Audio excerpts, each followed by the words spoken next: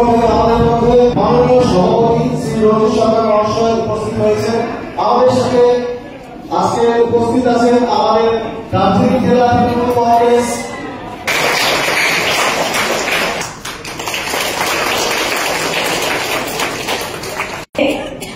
দার্জিলিং জেলা নমস্কার উদ্বাস্তু সেলের পক্ষ থেকে